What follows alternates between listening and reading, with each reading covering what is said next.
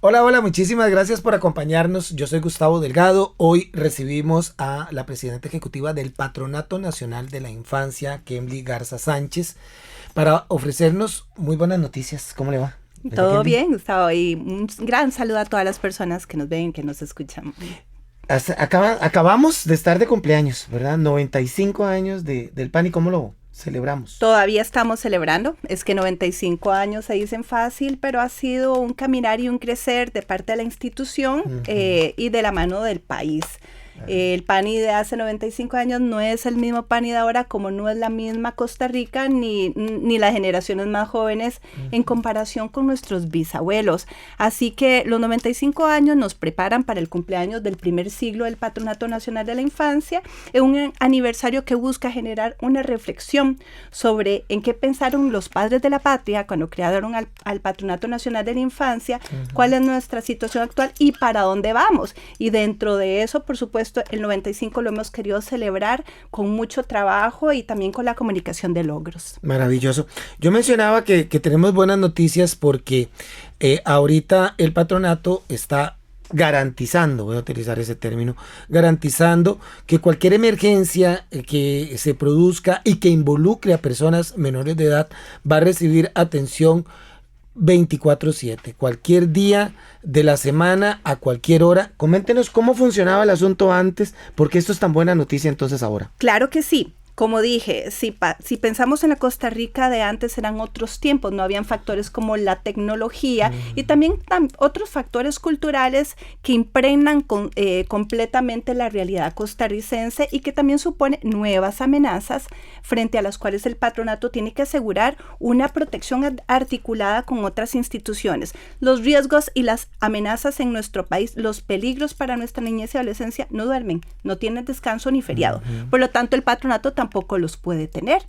Entonces, el patronato ha pasado de tener, por supuesto, sus 58 oficinas locales, anuncio la número 59, en este mes de septiembre aperturaremos el Guarco, pero además de eso, hemos debido avanzar y ofrecer a la sociedad costarricense 10 departamentos de atención y respuesta inmediata ubicadas en las 10 direcciones regionales del Patronato Nacional. Eso significa que el patronato atiende 24/7, 365 días del año, no importa si es Año Nuevo, 25 de diciembre, el patronato va a estar ahí. Viernes Santo. No importa, siempre va a haber un patronato abierto articulando con el Sistema Nacional de Emergencias, el 911, y con todas las demás instituciones, tanto de primera respuesta como cualquier otra que nos permita generar una intervención en situaciones de emergencia, aunque también lo hacemos cuando hay un atisbo de riesgo y somos alertados a tiempo, lo cual siempre agradecemos que seamos alertados a tiempo para llegarle temprano antes de que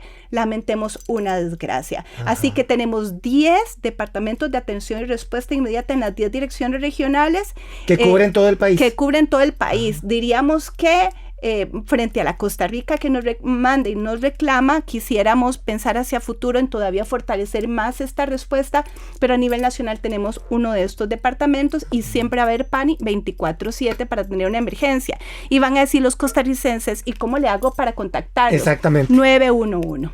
Es la forma más fácil, pero también pueden acceder a las páginas del PANI, donde está la línea 89 89 11 47, hay líneas gratuitas y demás, pero de repente en la mente de los costarricenses, emergencia 911. De hecho, en oficinas centrales del PANI, por aquí cerquita, tenemos un centro de orientación e información y allí tenemos justamente funcionarios y colaboradores que operan directamente con el 911, así como nosotros con sus audífonos, con su teléfono, su computadora, recibiendo incidentes y trasladándolos a la oficina correspondiente o al departamento de atención y respuesta inmediata. Y ahí llegamos con fiscalía, con autoridades judiciales, con fuerza pública, y también coordinamos con centros hospitalarios, según sea el caso, incluso hasta con bomberos, si fuera necesario. Ese es el nuevo PANI, trabajando en una línea de primera respuesta para atender y llegar lo antes posible para prevenir el agravamiento de una situación de riesgo. Cuando nosotros hablamos en este caso específico que es atención 24/7 ante la posible suceso de una emergencia, ¿qué hablamos como emergencia? Claro que sí. El patronato, bueno, para que los costarricenses tengan una idea. Si también para que no nos saturen el 911. Totalmente. ¿Por qué razón usted llamaría al 911? Es una emergencia, los mismos criterios para poder llamar y reportar una situación con personas menores de edad, solo que las personas menores de edad son lo más frágil y nuestro tesoro más valioso como Costa Rica, así que usted no tiene que hacer toda una investigación para determinar si aquello realmente es o no una emergencia. El sentido común salva, costarricenses. Si usted ve a un niño que pasa sin supervisión, que los adultos se van y dejan chiquitos a cargo de otro chiquito en una casa, alguien que pasa mucho tiempo en la calle, si alguien no está yendo al centro educativo, no lo mandan, si un niño que pasa, que se ve desnutrido, que no va a recibir atención médica o que exhibe signos de agresión física o un comportamiento retraído, en realidad esos indicios son suficientes para que nos puedan llamar y se activen nuestros protocolos. Nosotros nos encargamos de desarrollar la investigación preliminar con psicólogos, trabajadores sociales y abogados, de también coordinar la interposición de denuncias a nivel judicial, traslados a centros hospitalarios y cualquier otra línea de atención. Ahora, también es importante que si en algún momento escuchábamos gritos, llanto en la casa del vecino, decíamos, no son mis chiquitos, los chiquitos son de la otra familia. No es mi problema. No, los niños no son un problema, es un asunto que nos atañe a todos. Y cualquiera que sea papá y mamá, yo soy mamá, si tuviera a mi hijo pequeño, agradecería que si alguien ve a mi hijo en peligro, no haga como que no le corresponde y no es un asunto suyo, sino que sea un factor de protección a nivel de la comunidad, del entorno. Un niño extraviado, venga chiquito, ¿dónde están sus papás? Un niño hablándole a un desconocido, yo estoy prestando atención, chiquito, hágase para acá. Es decir, que nos involucremos. Todas las personas tenemos una cuota de responsabilidad que puede marcar una diferencia incluso en salvarle la vida a una persona menor de edad. Así que si usted identifica o tiene conocimiento de algo, hay gente que no denuncia ni nos pone la voz de alerta porque dice, no, después resulta ser que no era cierto y me contradenuncian o me contrademandan. No me meto en un problema. Los trapitos sucios se lavan en casa. Olvidémonos de eso. Eso es algo superado y los niños son los tesoros y los niños de la patria. Costa Rica tiene que ser un espacio seguro y entre todos asegurar ese cordón vigilante. Nunca habrá un funcionario de PANI en cada hogar, lo mismo que no habrá un policía dentro del hogar en una esquina. Entonces el tema de la seguridad y la protección de nuestros menores definitivamente es algo que empieza, número uno, en casa, que es el primer lugar, la primera institución célula de la sociedad que debe asegurar el cuidado y la protección. La localidad, la comunidad es fundamental, los vecinos, la iglesia, los docentes y por supuesto todas las instituciones del Estado. Si nosotros, digamos, para el crimen, para la delincuencia, para la violencia, atravesar y romper todos esos anillos y cordones de seguridad va a ser muy difícil, pero todos tenemos que creer que los niños nos importan y son un tema de todos, no es solamente del patronato. Los padres de la patria ya lo habían dicho en la Constitución del 49, vamos a crear el PANI, pero el PANI no puede trabajar solo, habla de la familia y de la coadyuvancia. En los últimos años el PANI ha estado trabajando como nunca. Nosotros atendemos en los últimos años un promedio de 95,000 llamadas telefónicas de personas como usted que se entera de un riesgo, llama al 911, nos enlazan y desplegamos nuestros equipos de evaluación preliminar. Alrededor de 100,000 denuncias y eso equivale más o menos a 130,000 personas menores de edad. Que el PANI no trabaja. Esto tengo evidencias de como nunca antes estamos trabajando y brindando esa respuesta de primer orden. Esa es una muy buena noticia, como indicábamos al principio. No puedo dejarla ir, Kemly, sin hablar de lo que está sucediendo también en los centros educativos. Creo que hay una preocupación, vemos las noticias de que se están presentando actos de violencia entre los propios estudiantes y a veces con una mirada un poco omisa por parte A veces son los padres de familia, padres y madres de familia, pero sobre todo a quienes les depositamos nuestra confianza, que el cuidado de nuestros hijos, que es personal de centro administrativo, y yo no estoy queriendo generalizar, pero eso es lo que nos muestran algunas informaciones. ¿Qué se está haciendo a nivel de PANI para trabajar directamente en centros educativos? Ya hablábamos aquí también acerca de la familia. Claro, nosotros siempre tenemos protocolos de articulación con el Ministerio de Educación Pública, intervenimos en casos de bullying, por supuesto, en casos de violencia. Qué fuerte en Costa Rica. En casos de adicción, en casos de indicios de abuso sexual, de negligencia, porque los niños no van a recibir su escolaridad. Siempre, de hecho, Ministerio de Educación Pública y PANI se entienden muy bien porque atendemos la misma población, claro, y conocemos lo que padecemos y cuáles son nuestros mayores flancos de guerra contra esos flagelos que atentan con nuestros niños. Hay varios factores que están incidiendo en un incremento de los niveles de violencia en el centro educativo. No es ahí el semillero. Lo que sucede y se actúa dentro del centro educativo ha encontrado su germen en otro lugar. Más bien el centro educativo, fíjense ustedes, muchos problemas que suceden con niños pequeños que todavía no reciben escolaridad porque todavía no están en edad de kinder, de maternal o de escuela, no logran ser identificados a tiempo porque pasan y suceden en la discrecionalidad del hogar. El centro educativo es una vitrina, una ventana muy grande que amplifica las señales de riesgo y permite a los docentes o a otros identificar. Es en el centro educativo muchas veces donde nos enteramos de cosas que vienen sucediendo desde el hogar. Es donde explota la cosa. Ahí es donde explotan y lamentablemente ya hay años en que esto viene madurando. ¿Qué factores anteceden a la violencia, al abuso, al bullying que sucede y que explota y vemos el síntoma en el centro educativo? Muchas veces tiene que ver con falta de supervisión de los padres. Tal vez se está relajando la educación en valores. Los padres están cediendo su rol como protagonistas en la crianza de sus hijos a la pantalla, al celular, a la tablet, y no están no están funcionando como mediadores de toda esa información. Tenemos jóvenes sexualmente muy precoces, jóvenes incursionando en el consumo de sustancias a muy temprana edad.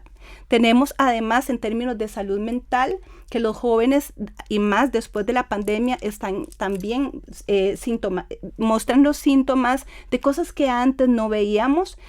También la violencia dentro de los hogares donde ellos pueden ser víctimas directas o indirectas es algo que o por un lado ellos aprenden la violencia y la naturalizan porque la observan desde que nacen dentro de su entorno familiar, o muchas veces quedan marcados con traumas y pueden también ser revictimizados en otros espacios. Tenemos asuntos de salud mental y exposición a consumo de sustancias y alcohol dentro de los hogares. Y también tenemos padres y madres que a ellos toda mi consideración y respeto, porque ser papá y mamá no es nada fácil en estos días, cuando también tenemos todo este montón de información, letras de canciones inapropiadas, el culto a la violencia, a las drogas, al sexo, no es nada sencillo y muchos se sienten muy frustrados y le piden de hecho mucho acompañamiento al PANI. El PANI gradúa cerca de 5,000 personas adultas, padres de familia y cuidadores en academias de crianza.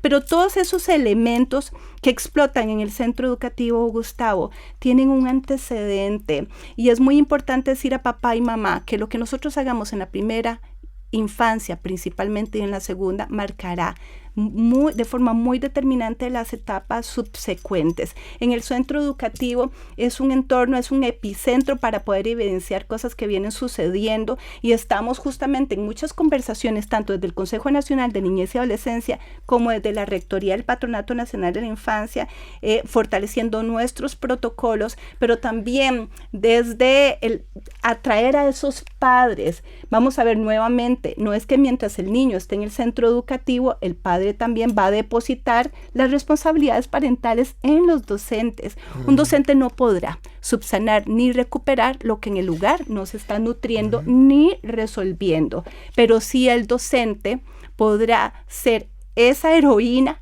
que nos alerte y que intervenga para cortar una cadena de violencia o también para evitar la revictimización de algunos niños por parte de otras personas menores de edad que son mayores.